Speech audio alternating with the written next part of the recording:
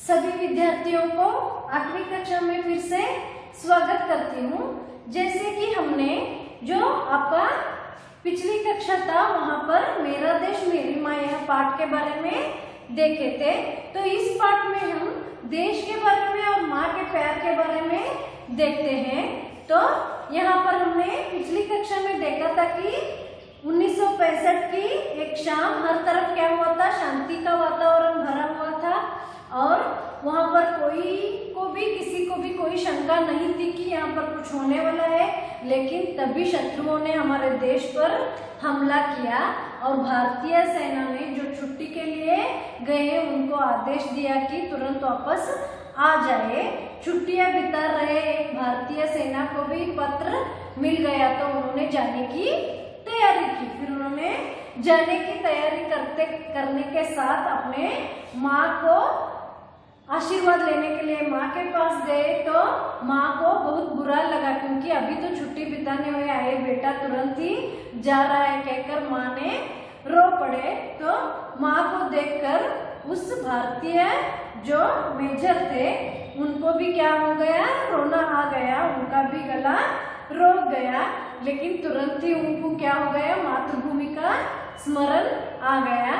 फिर उनकी माँ ने अपने बेटे को क्या हो हौसले के साथ भेजने की तैयारी कर दी और बेटे को आशीर्वाद करते हुए कहने लगे कि देखो बेटा, हमारा भारतीय परंपरा ऐसा है कि हम सीने पर गोली खाते हैं, पीठ पर नहीं।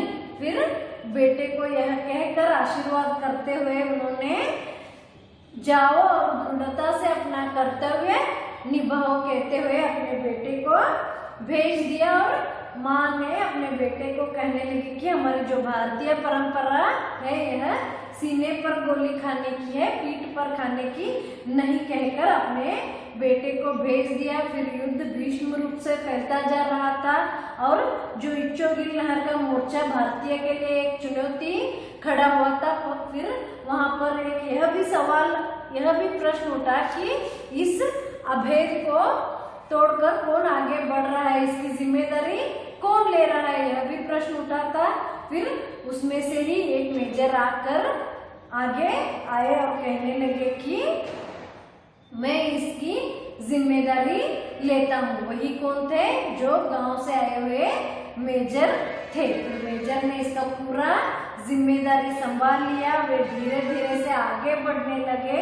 फिर दिल दहलाने वाली गोलियों की जो शोर थी कानों को फटी जा रही थी। फिर उन्होंने सभी सेना को लेकर आगे बढ़ने लगे। मेजर पर देशभक्ति की ऐसी पूरी तरह से क्या हो गया था, छाप लग गया था कि उन्होंने देशभक्ति के साथ उस युद्ध में आगे बढ़ने लगे और इंतजार किया जाए इतना समय भी वहां पर नहीं था। इसलिए उन्होंने सभी सेना को लेकर आगे बढ़ रहे थे। तभी दुश्मनों ने आकर कई गोलियों के साथ सनसनाती हुई गोलियों के साथ वहां पर मेजर को और बाकी सब जो वहां पर सैनिक थे उनके पेट पर पीठ पर गोलियां मार दी। फिर उनके पेट और पीठ पर गोलियां घुसने लगी। लेकिन मेजर के ऊपर देशभक्ति का जोश ऐसा पूरी तरह से छा गया था कि उन्होंने पीछे आने की कोई भी अपनी जो जिम्मेदारी थी उसे निभाने की ही कोशिश की और पीछे आने की कोशिश उन्होंने नहीं की। लेकिन एक के साथ एक के बाद एक गोलियां आकर उनके सीने में लगने लगी। स्थिति को समझते हुए उनको पीछे हटने का आदेश दिया गया। जब स्थिति बहुत गंभीरता से आगे बढ़ने लगी तो स्थिति को समझने की कोशिश करने के साथ भारतीय सेना ने उनको आदेश दे दिया कि तुम पीछे हट जाओ। विद्यार्थियों, जब स्थिति आगे बढ़ती है, किसी के जान के साथ खेलने की स्थिति आती है तो वहां पर उनको आदेश दिया जाता है कि तुम पीछे हट जाओ। लेकिन जो हमारे मेजर थे उन्होंने पूरे सैनिकों के साथ वहां पर पूरी जिम्मेदारी के साथ आगे बढ़कर गए थे, उन्होंने पीछे नहीं आ रहे थे। फिर भी उनको आदेश दिया था, लेकिन दुश्मनों के सारे टैंकों को ध्वंस कर कर ही उन्होंने विजयश्री को गले लगाकर ही पीछे हटे। फिर मेजर को आदेश दिया गया था कि बहुत स्थिति गंभीर है, तुम पीछे आ जाओ, लेकिन मेजर ने क्या कर दिया, ऐसा नहीं किया। उन्होंने दुश्मनों के पूरे जो टैंकों थे, दुश्मनों के कुछ सैनिकों थे, उनको पूरी तरह से युद्ध में ध्वंस कर कर ही उन्होंने विजयश्री का माला पहनकर पीछे आ गए। तुरंत ही जब वो पीछे आ गए तो अमृतसर के सैनिकों ने अस्पताल ले गए उनको। जो अमृतसर के सैनिक थे वह और कुछ ऑफिसर थे, मेजर को कहाँ ले गए, अस्पताल ले गए। तब तक उनका पूरा सीना गोलियों से क्या हो गया था, छलनी छलनी हो चुका था। विद्यार्थियों, जब उनको अस्पताल ले गए तो उन्होंने उनका पूरा सीना क्या हो गया था, गोलियों के साथ छलनी हो गया था। और रोदे गले से अधिकारियों ने पूछा कि आपकी कोई अंतिम इच्छा है क्या। जब अस्पताल में जो डॉक्टरों थे उन्होंने कहने लगे कि स्थिति बहुत गंभीर हो गई है, फिर इनकी अंतिम इच्छा पूछा जाए, तो रोदे गलों से दुख के साथ दुख का गला लेकर वहां पर जो अधिकारियों थे उन्होंने मेजर को पूछा कि आपकी कोई अंतिम इच्छा है क्या। विद्यार्थियों, जब कोई मरने वाला है या कोई किसी को फांसी देने वाले हैं तो उनको क्या पूछा जाता है कि उनकी कोई तो अंतिम इच्छा है, उसे पूरी करने के लिए उनकी अंतिम इच्छा पूछी जाती है। लेकिन जब हमारे मेजर विजयश्री को गले में पहनकर आए तो उनका सीना पूरा क्या हो गया था, छलनी सा हो गया था। इसीलिए उनको अधिकारियों ने रोदे गले के साथ रोते हुए उनको पूछा कि कोई आपकी अंतिम इच्छा है क्या। फिर मेजर ने कहा कि हाँ, मेरी अंतिम इच्छा है कि मेरी माँ तक यह संदेश भेजा जाए कि आपका बेटा गोलियां सीने पर ही खाई है, पीठ पर नहीं। फिर मेजर को सभी अधिकारियों ने जाकर पूछा कि आपकी कोई अंतिम इच्छा है क्या। तो मेजर ने कहा, जब मेजर को पूछा गया तो मेजर ने कहा कि मेरी अंतिम इच्छा है कि मेरी माँ तक यह संदेश दिया जाए कि आपका जो बेटा है, आपका जो बेटा मेजर है, यह सीने पर ही गोली खाई है, पीठ पर नहीं। यह संदेश मेरी माँ तक पहुंचा देना कहने लगे। और तभी उसी वक्त सभी अधिकारियों को गला भर गया, वो रोने लगे। आज जानते हो यह बहादुर कौन थे। फिर उन्होंने क्या हो गया, यहाँ पर कहा जाता है कि यह जो विजयश्री माला पहनकर आए थे, यह बहादुर कौन है जानते हो क्या पूछ रहे हैं। तो यह मेजर थे आशाराम त्यागी। यही मेजर का नाम था, आशाराम त्यागी। आशाराम त्यागी भारतीय सेना अफसर के मेजर थे, जिन्होंने माँ का वचन को पालन करते हुए मातृभूमि की रक्षा भी की है। वही थे हमारे आशाराम त्यागी जी। आशाराम त्यागी जी क्या कर दिया था, अपने माँ के जो वचन थे, जब वह छुट्टियां बिताने गए थे तो पत्र आ गया था, तो उनकी माँ ने उनको एक आशीर्वाद के साथ एक वचन दे दिया था कि बेटे तुम गोलियां सीने पर ही खाओ, पीठ पर नहीं। यह जो संदेश था, यह जो वचन था, इस वचन का पालन करने के साथ उन्होंने हमारी मातृभूमि की भी रक्षा की है, शत्रुओं से हमारा देश को बचाया है, हमारी मातृभूमि की उन्होंने रक्षा की है। वही जो गांव से आए हुए मेजर थे आशाराम त्यागी जी, उनका नाम था आशाराम त्यागी। उन्होंने मातृभूमि की रक्षा करने के साथ साथ अपनी माँ के वचनों का भी पालन किया है। तो दीपक बुझ गया, पर उसकी अमर ज्योति क्या हुए, युग युगों तक देशभक्तों को राह दिखाती रही। जो मेजर थे वह गुजर गए, मेजर का देहांत हो गया अस्पताल में ही, लेकिन दीपक बुझ गया है, लेकिन जो ज्योति है वह क्या कर रही है, युग युगों तक क्या कर रही है, हमें हम सबको मार्ग दिखा रही है, हम सबको क्या कर रही है, राह देखिए विद्यार्थियों, यहाँ पर राह, यह क्या है? इसका समानार्थक शब्द है मार्ग। युग युगों तक हमें क्या कर रही है? यह मार्ग दिखा रही है। हम क्या कहते हैं? वे कहते हैं युग युगों तक हमें यह मार्ग दिखा रही है। और यही थे हमारे आशाराम त्यागी जी। तो यह था इस पाठ का अर्थ। इस पाठ में देश के साथ साथ उन्होंने माँ का प्यार, माँ का वचन का भी क्या किया है? पालन किया है। तो यहाँ पर आशाराम त्यागी जी का कुछ टिप्पण दिया गया है। आशाराम त्यागी जी भारतीय सेना के एक क्या थे? मेजर थे। फिर उनका जन्म 21 सितंबर 1965 को हुआ था। इनका देहांत 21 सितंबर 1965 को यह क्या हो गए थे? शहीद हो गए थे। और भारत पाकिस्तान युद्ध में वे क्या कर दिए थे? विजयश्री को गले में लगा कर आए थे। युद्ध उन्हें इस युद्ध के उपरांत उन्हें महावीर चक्र प्रदान कर दिया है। इनको महावीर चक्र प्रदान कर क्या किया है? सम्मानित किया गया है। इनको महावीर चक्र भी मिला हुआ है। तो यह था आशाराम त्यागी जी शहीद हुए थे, नहीं जन्म नहीं। यहाँ पर कुछ गलती हुई तो माफ करो। यहाँ पर 21 सितंबर 1965 को यह शहीद हो गए थे। तो यह था आशाराम त्यागी जी के बारे में और मेरा देश मेरी माँ के इस पाठ के बारे में। इस पाठ में यहाँ पर दिया गया है कि इन्होंने मातृभूमि की रक्षा के साथ माँ का वचन भी पालन किया है। तो यहाँ पर एक इच्छोगिल नहर था। यह लाहौर से 14 किलोमीटर की दूरी पर है।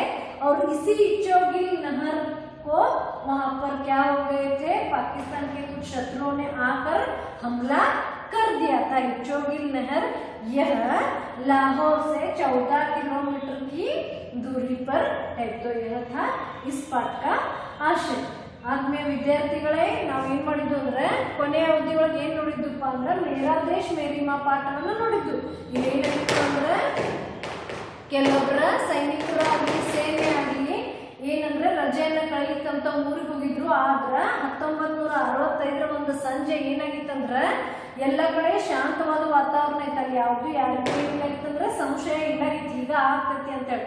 ಅವಾಗ 1965ರಾಗ ಏನ್ ಮಾಡ್ರಂದ್ರೆ ಶತ್ರುಗಳು ನಮ್ಮ ದೇಶ ಮೇಲೆ ಆಕ್ರಮಣ ಮಾಡಿದಾಗ ಭಾರತೀಯ ಸೇನೆ ಏನ್ ಮಾಡಿದಂದ್ರ ತುರಂತವಾಗಿ ಜಲ್ದಿಯಾಗಿ ಏನ್ ಮಾಡಿದಂದ್ರ ಎಲ್ಲರಿಗೂ ಒಂದೊಂದು ಆದೇಶನ ಕಳಿಸಿದ್ರು. ಯಾರ್ಯಾರ ರಜೆಯನ್ನು ಕಳೀಲಿಕ್ಕೆ ತಮ್ಮ ಊರಿಗೆ ಹೋಗಿರಿ ಅವರೆಲ್ಲರೂ ವಾಪಸ್ ಬರ್ಬೇಕಂತ ಹೇಳಿ. ಅದ್ರೊಳಗ ಒಬ್ರು ಮೇಜರ್ ಇದ್ರು ಭಾರತೀಯ ಸೇನಾದ, ಅವ್ರಿಗೂ ಪತ್ರ ಬಂತು. ಅವ್ರು ಹೋಗ್ಲಿಕ್ಕೆ ಏನ್ ಮಾಡ್ರಂದ್ರ ತಯಾರಾಗಿ ನಿಂತರು. ಹೋಗೋಕ್ಕಿಂತ ಮುಂಚೆ ತಮ್ಮ ತಾಯಿಯ ಆಶೀರ್ವಾದ ತಗೋಬೇಕಂತೇಳಿ ಹೋದ್ರು.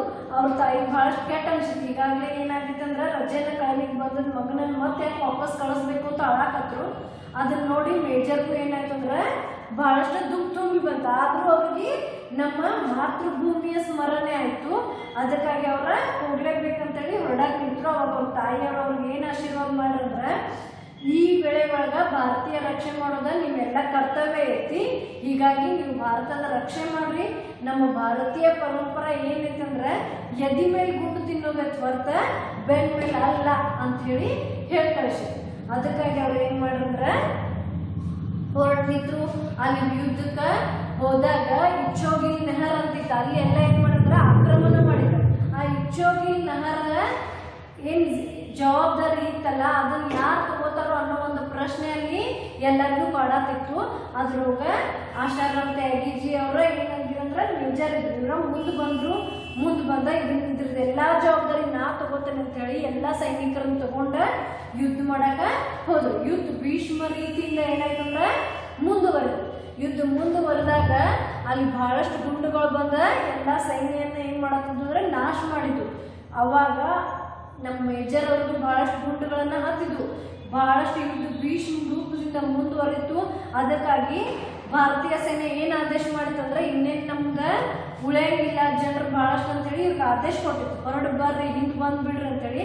ಆದರೂ ಇವ್ರು ಏನು ಮಾಡ್ರಂದ್ರೆ ಹಿಂದೆ ಬರಲಿಲ್ಲ. ಯಾಕಂದ್ರೆ ತಮ್ಮ ತಾಯಿ ಅವ್ರಿಗೆ ಏನು ವಚನನ ಕೊಟ್ಟಿದ್ರು ಅದನ್ನ ಇವ್ರು ಕಿವಿ ಒಳಗೆ ಇನ್ನೂ ತನಕನೂ ಇತ್ತು. ಅವಾಗ ಅವ್ರು ಏನು ಮಾಡ್ರಂದ್ರೆ ಬರಂಗಿಲ್ಲ ಅಂಥೇಳಿ ಯುದ್ಧ ಮಾಡಿದ್ರು, ಎಲ್ಲ ಶತ್ರುಗಳ ಎಲ್ಲ ಧ್ವಂಸ ಮಾಡ್ರಿ, ಎಲ್ಲ ನಾಶ ಮಾಡಿದ್ರು.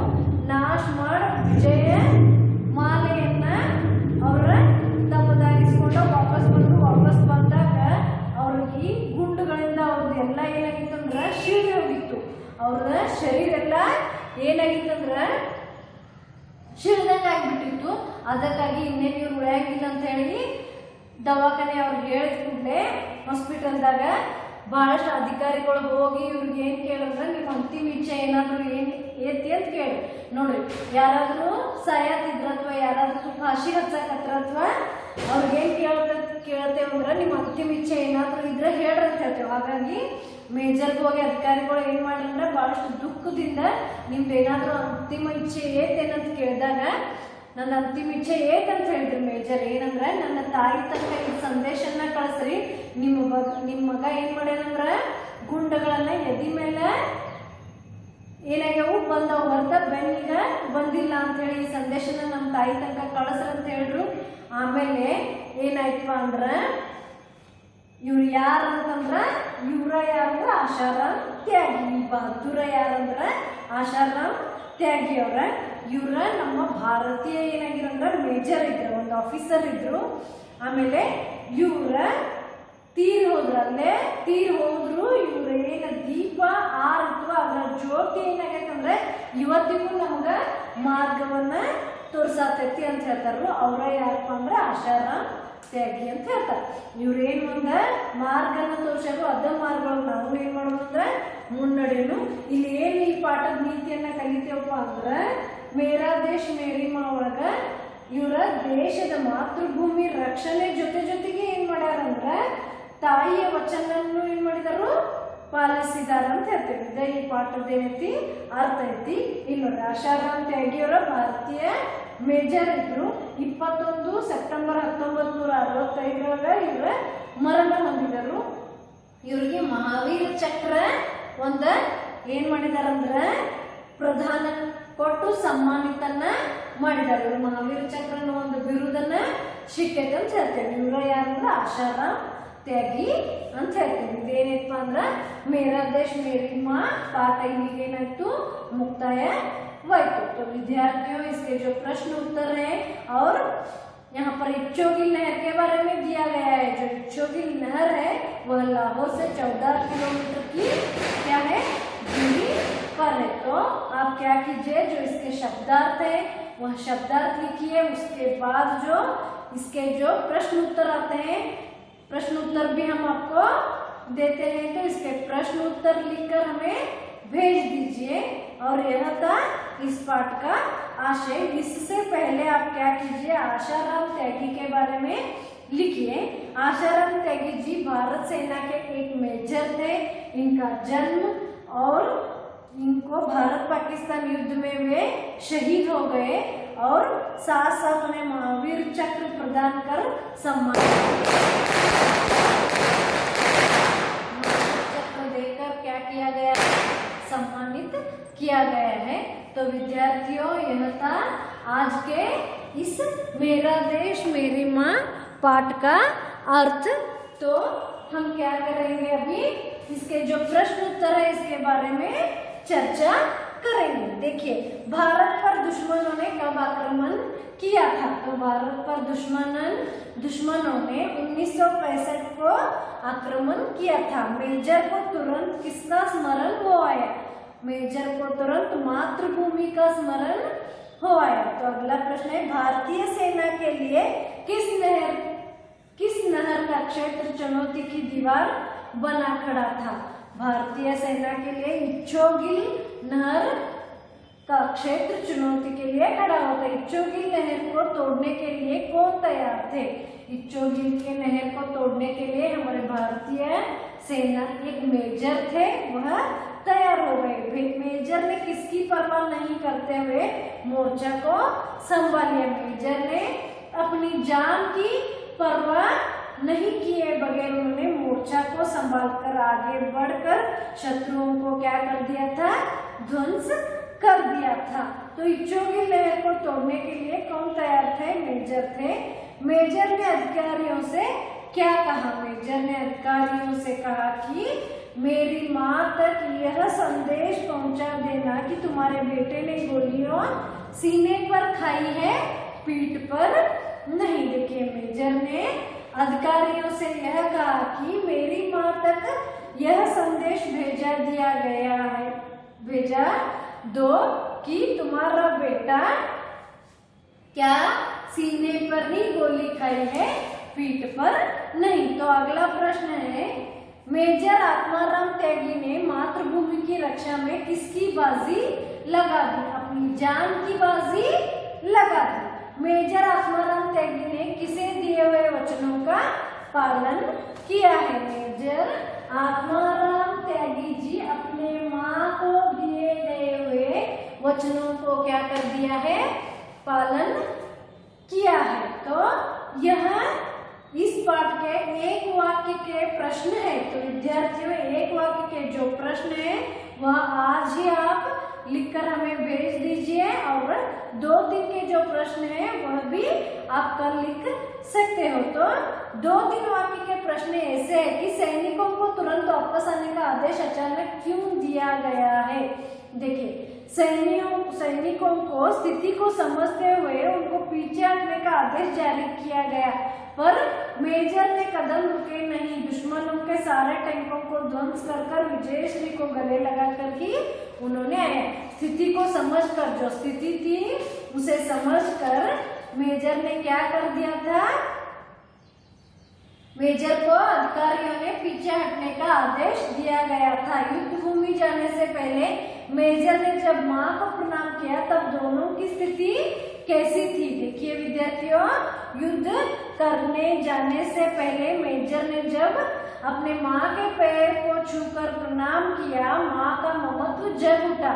उसी वक्त माँ का ममत्व क्या है, ममता था, वह जग उठा, आंखों में आंसू भर गए और उन्होंने बेटे को सीने से लगा लिया। माँ का जो ममता था वह भर उठा, उनके आंखों से आंसू बहने लगे।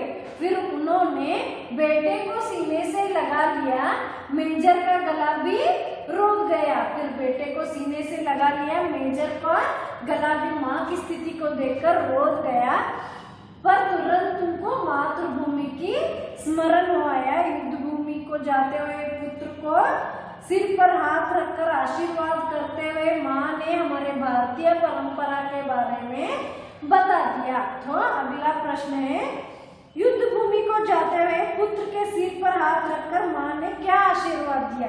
जब युद्ध भूमि को जाते हुए पुत्र के सर पर हाथ रखकर माँ कहने लगी कि जाओ और दृढ़ता से अपने कर्तव्य का पालन करो, याद रहे भारतीय परंपरा सीने पर गोली खाने की है, पीठ पर नहीं, कहने लगे। तो युद्ध भूमि को जाते हुए मेजर की माँ ने अपने बेटे के सर पर हाथ रखते हुए कहा कि जाओ दृढ़ता से आगे बढ़ो और आप तुम्हारा कर्तव्य का पालन करो, जो हमारी क्या है, भारतीय परंपरा सीने पर गोली खाने की है, पीठ पर नहीं, कहकर आशीर्वाद करते हुए अपने बेटे को भेज दिया। देखिए अमृतसर के अस्पताल में मेजर के अंतिम शब्द क्या थे। जब अमृतसर के अस्पताल में मेजर के अंतिम शब्द यह थे कि मेरी माँ तक यह संदेश पहुंचा देना, कि मेरी माँ को यह संदेश देना तुम्हारा बेटा सीने पर गोली खाई है, पीठ पर नहीं। मेजर आत्माराम त्यागी की युद्ध कौशलता के बारे में आप क्या जानते हो, अपने शब्दों में लिखिए। देखिए विद्यार्थियों, मेजर जब युद्ध करने गए तो बड़ी दृढ़ता से आगे बढ़े और यहाँ पर उन्होंने इच्चोगी नहर का जो जिम्मेदारी थी, उसका दायित्व था, उसे उन्होंने पूरी तरह से संभाल लिया। युद्ध भीष्म रूप से बढ़ने लगे और मेजर के ऊपर देशभक्ति का जोश पूरी तरह से छाया हुआ था। उन्होंने अपने जान को बाजी लगाकर आगे बढ़ने लगे, लेकिन शत्रुओं ने बहुत सारी गोली मार दी और अफसर ने यह आदेश दिया कि पीछे हट जाना, लेकिन मेजर ने शत्रुओं और उनके जो टैंकों थे उनको ध्वंस कर विजयी माला पहनकर ही पीछे हट गए। तो यह था इस प्रश्न का उत्तर। फिर हम वहाँ पर कुछ विरुद्धार्थक शब्द दिए गए हैं। देखिए, अच्छा बुरा, बड़ा छोटा, दोस्त दुश्मन, आगे पीछे, भेद अभेद। फिर जो अगला जो है वह बहुत सरल व्याकरण है, आप लिखिए और इस पूरे अभ्यास को पूरा कर हमें भेज दीजिए। और अगला जो है हम अगले आपके कक्षा में अगले पाठ के बारे में बताएंगे। तो यहाँ पर आप यह देखिए कि मेरा देश मेरी माँ के 1 अंक के प्रश्न सभी मैं आपको बताई हूँ, 2-3 अंक के प्रश्न भी मैं आपको बताई हूँ। तो कुछ विरुद्धार्थक शब्द थे और कुछ क्या है वचन बदलाई है। तो यह सब लिखकर आप क्या कीजिए, हमें भेज दीजिए। फिर कुछ विद्यार्थी यहाँ पर जो हम वीडियो भेज रहे हैं उसे नहीं देख रहे हैं और कुछ विद्यार्थियों देखकर भी जो प्रश्न उत्तर है उसे नहीं लिख रहे हैं। जब हम आपके गली में या घर को आकर विजिट करेंगे तो वहाँ पर आपके जो फेयर है उन सब को हम देखेंगे। इसीलिए आप पहला जो कविता था प्रार्थना, उसके बाद जो आपका दूसरा पाठ था मिर्च मसाला और जो तीसरा पाठ है मेरा देश मेरी माँ, यह तीनों 2 पाठ और एक कविता के प्रश्न उत्तर लिखकर हमें भेज दीजिए। अगली कक्षा में फिर से मिलेंगे। धन्यवाद।